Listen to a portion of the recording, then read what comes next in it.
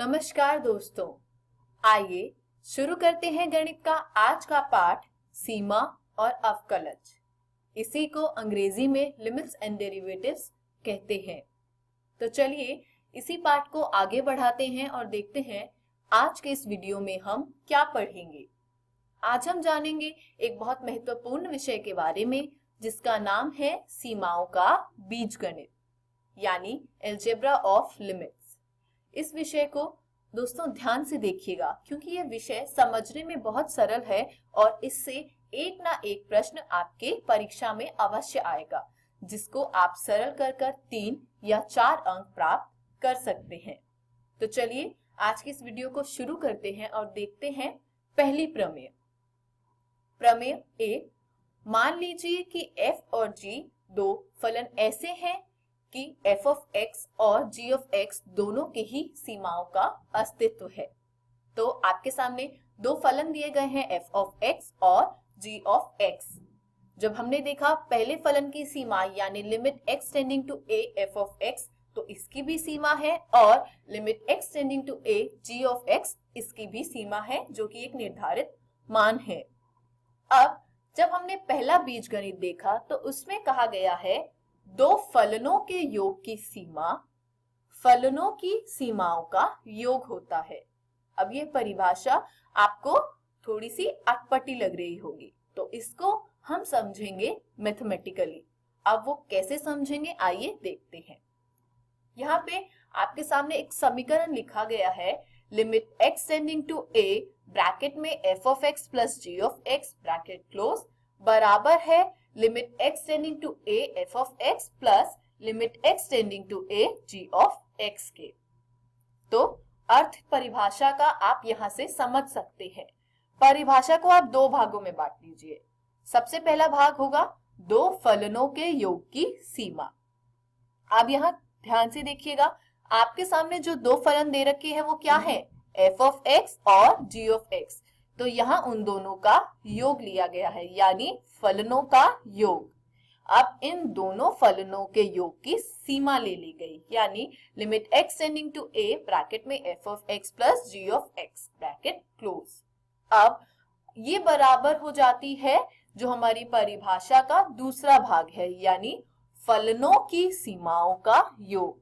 तो आप देखेंगे पहले फलन की सीमा क्या है, limit x tending to a f of x।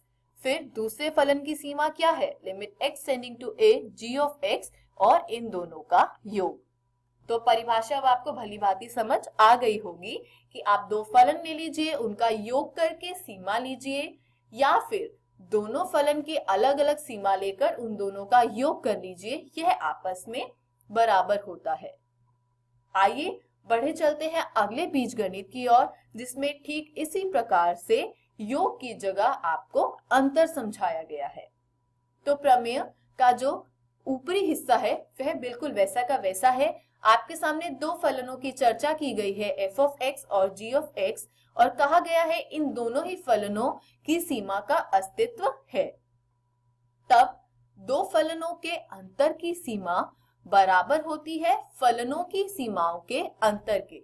तो इसको हम मैथमेटिकली कैसे समझेंगे, हमारे सामने एक समीकरण दे रखा है, limit x tending to a f of x minus g of x बराबर हुआ limit x tending to a f of x minus limit x tending to a g of x के। यानी आप ध्यान से देखिएगा, यहाँ पर जो आपके दो फलन है f of x और g of x, इन दोनों का अंतर लिया गया है। ठीक है, अब इन दोनों फलनों के अंतर की सीमा ले ली गई जो कि आपकी परिभाषा का आधा भाग है। दो फलनों के अंतर की सीमा limit x tending to a f of x minus g of x, ये बराबर होगी किसके, फलनों की सीमाओं का अंतर। तो पहले फलन की सीमा है limit x tending to a f of x और दूसरे फलन की सीमा है limit x tending to a g of x के, और इन दोनों का अंतर ले लीजिए। तो आपको दूसरा बीजगणित जो है वो समझ आ गया होगा। आगे बढ़ते हैं अगले बीजगणित की ओर। इसमें हम चर्चा करेंगे गुणनफल के बारे में। तो स्थितियां जो दे रखी है वो वैसी ही है, दो फलन है, दोनों की सीमाओं का अस्तित्व है और ये क्या बोल रहा है, यहाँ पर ये बीजगणित कह रहा है कि दो फलनों के गुणन की सीमा फलनों की सीमाओं का गुणन होता है। तो आप ध्यान से देखिएगा, fx इंटू जी एक्स ये क्या है, ये है फलनों के गुणन की सीमा, और यहाँ पर ये दर्शाया गया limit x tending to a f of x गुना g ऑफ x। अब ये किसके बराबर होगा, फलनों की सीमाओं के गुणन के। तो पहले फलन की सीमा है limit x tending to a f of x, और दूसरे फलन की सीमा है limit x tending to a g of x, और इन दोनों का ही गुणन ले लिया गया। तो आशा करती हूं आपको तीसरा बीजगणित भी समझ आया होगा। आप ये बीजगणित समझते तो जा रहे हैं, क्या आपको पता है प्रश्न किस प्रकार के आएंगे? प्रश्नों में इसी प्रकार आपको दो या दो से अधिक फलन दिए गए होंगे, जिसमें आप जब उसको हल करेंगे तो आपको इन बीजगणितों का उपयोग करना होगा। यानी अगर आपको दो फलन दिए होंगे, उनका गुणन दे रखा है और कहा है कि इसकी आपको सीमा निकालनी है, तो आप दोनों फलनों की अलग अलग सीमा ले लेंगे और उसका गुणन कर देंगे, तो आपका प्रश्न जो है वो सरलता पूर्वक हल हो जाएगा। तो इनको आपको सिर्फ पढ़ना नहीं है, इन सभी आपको जो बीजगणित समझाए जा रहे हैं इनको आप कहीं लिख लीजिए और अच्छे से इसको याद कर लीजिए। अगला बीजगणित है हमारा भागफल पे आधारित। दो फलनों के भागफल की सीमा फलनों की सीमाओं का भागफल होता है, जबकि हर शून्येतर होता है। यहाँ पर ये जो आपको एक अलग स्थिति दे दी गई कि हर शून्येतर होता है, इसलिए क्योंकि फिर भागफल जो है वो परिभाषित नहीं रहेगा। तो यहाँ कहा गया है दो फलनों के भागफल की सीमा।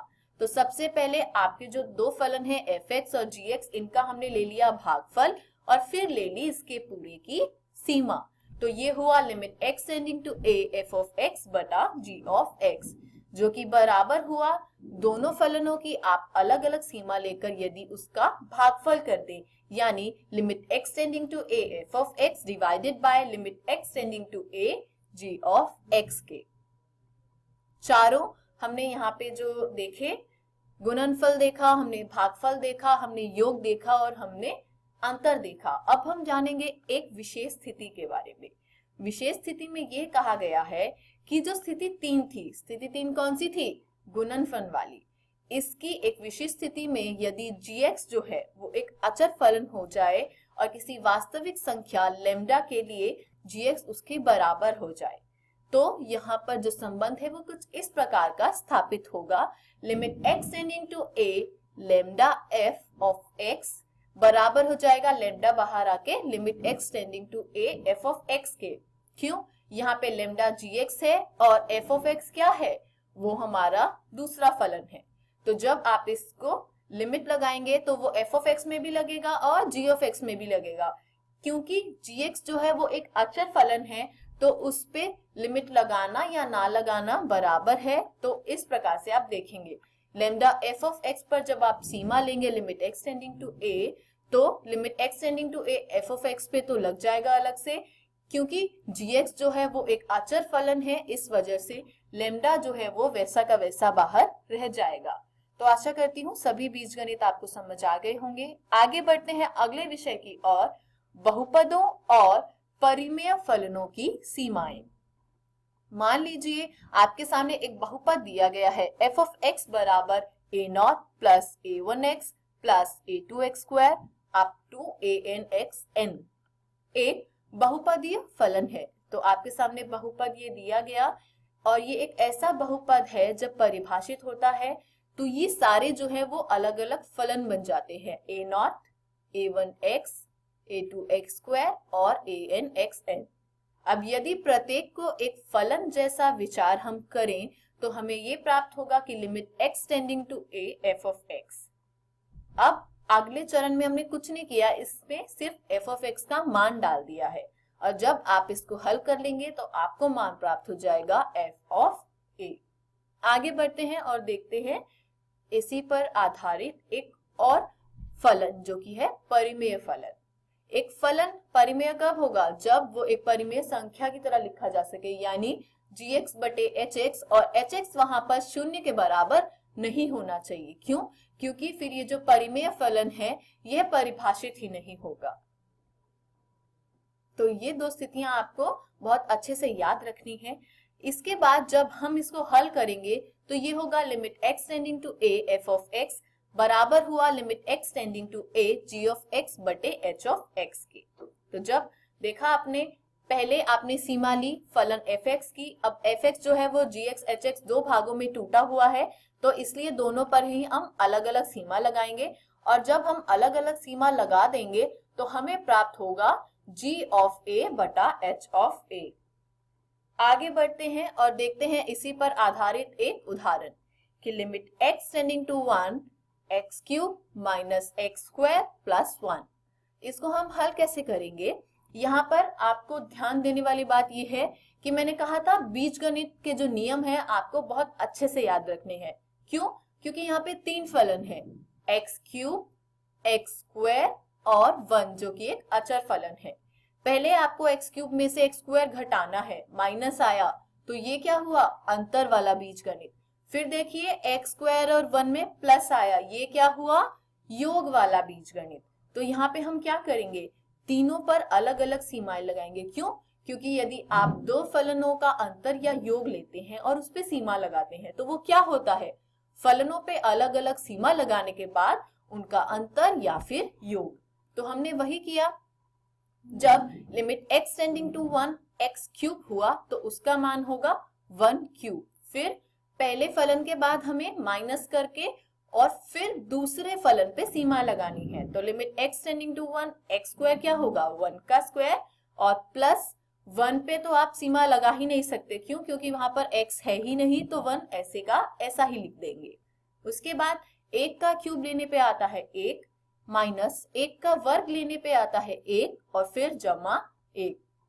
तो 1 जमा 1 हुआ 2, और 2 में से 1 घटाएंगे तो आपको प्राप्त होता है 1। तो देखिए कितना सरल प्रश्न था।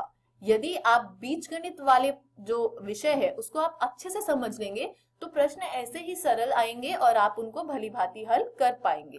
इसी प्रकार आगे बढ़ते हैं एक अगले उदाहरण की ओर। ये उदाहरण थोड़ा सा कठिन लगता है सिर्फ देखने में, आप इसको हल करेंगे तो ये बिल्कुल कठिन नहीं है। आइए हम इसको समझते हैं। जब हमने इसको हल करना चाहा तो सबसे पहले क्या देखा कि यहाँ पर दो फलन है, x स्क्वायर प्लस 1 और x प्लस 100, इन दोनों का भागफल लिया गया है। और जब हम ऊपर देखेंगे x स्क्वायर प्लस 1 और x प्लस 100, इसमें भी दो दो पद है। तो यदि आपको भागफल वाला और योग वाला बीजगणित याद होगा तो हम इसको सरलता से हल कर सकते हैं। दो फलनों का भागफल लेकर फिर सीमा लीजिए, या फिर दोनों फलनों पर सीमा लगा के फिर भागफल ले लीजिए, बात एक ही है। तो पहले हमने जब ऊपर लगाई सीमा तो क्या होगा? Limit x tending to 1 x square, ये हो जाएगा 1 का स्क्वायर, और जो दूसरा 1 है हमारा प्लस 1, उस पे सीमा लगाने का कोई फायदा होगा ही नहीं। क्यों? क्योंकि वहां पर x ही नहीं है, तो वो हमने वैसे का वैसा ही लिख लिया। अब ऊपर तो सीमा लग गई, अब हम सीमा लगाएंगे नीचे।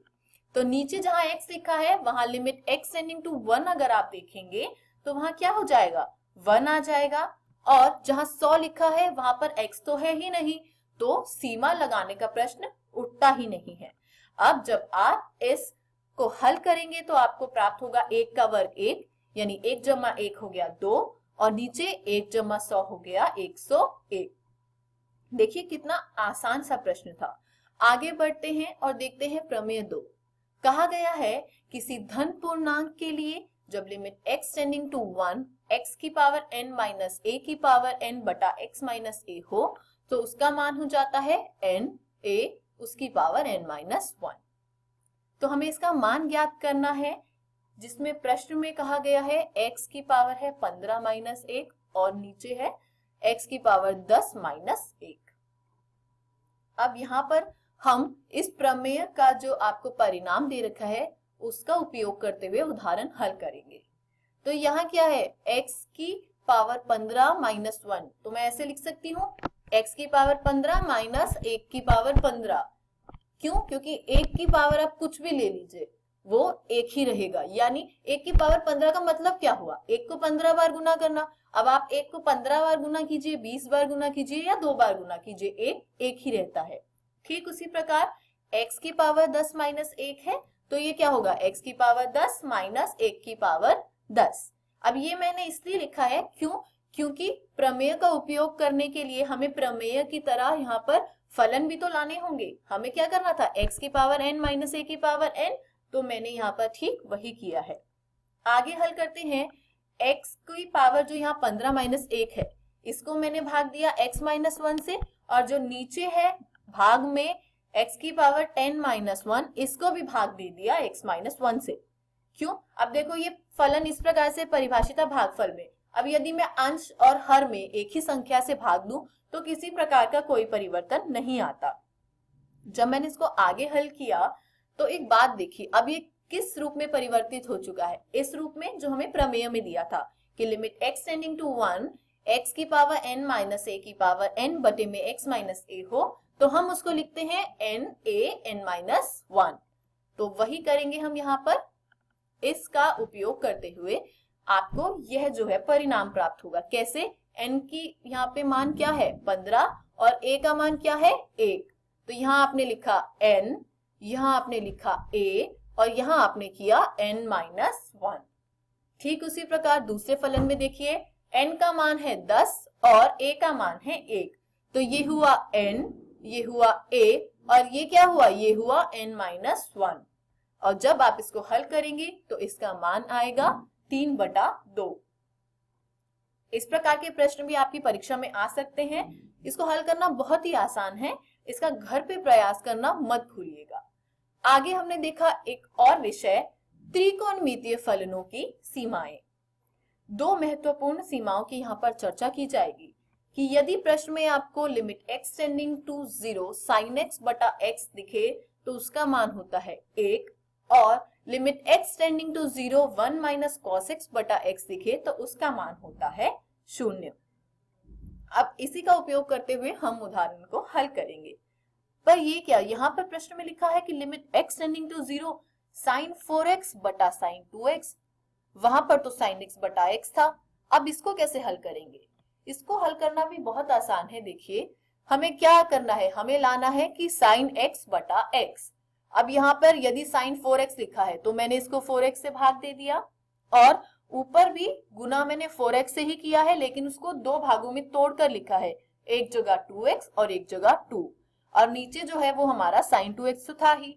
ऐसा मैंने क्यों किया, क्योंकि आप गौर से देखना, sin 4x है, उसके नीचे 4x है, अगला जो यहाँ पे पद है वो sin 2x है और उसके ऊपर 2x है, तो हम यहाँ पर जो महत्वपूर्ण सीमाएं हमने पढ़ी थी उसका उपयोग कर सकते हैं।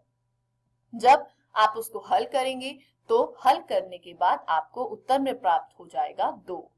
और ऐसा कैसे, यहाँ पे देखिएगा, आपने जब सीमा ज्ञात की तो फलन में x होता था और x किसी एक संख्या की ओर अग्रसर होता था, लेकिन यहाँ पर x टेंड टू 0 है पर साइन के साथ तो 4x है, तो यहाँ पर हम सीमा कैसे लगा सकते हैं, हम ऐसे लगा सकते हैं, यदि x शून्य की ओर अग्रसर है तो 4x भी शून्य की ओर होगा और 2x भी शून्य की ओर होगा, तो आप यहाँ पर सीमा का उपयोग कर सकते हैं।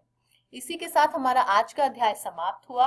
आज हमने पढ़ा सीमाओं के बीजगणित के बारे में और साथ ही जाना बहुपद फलन, परिमेय फलन और त्रिकोणमितीय फलन। आशा करती हूँ आपको ये पाठ समझ आया होगा। सबसे पहले हमने जाना था फलनों के योग के बारे में, फिर अंतर, फिर गुणनफल और उसके बाद भागफल। घर जाइए, प्रश्नावली 13.1 में दिए गए प्रश्नों का निरंतर अभ्यास कीजिए।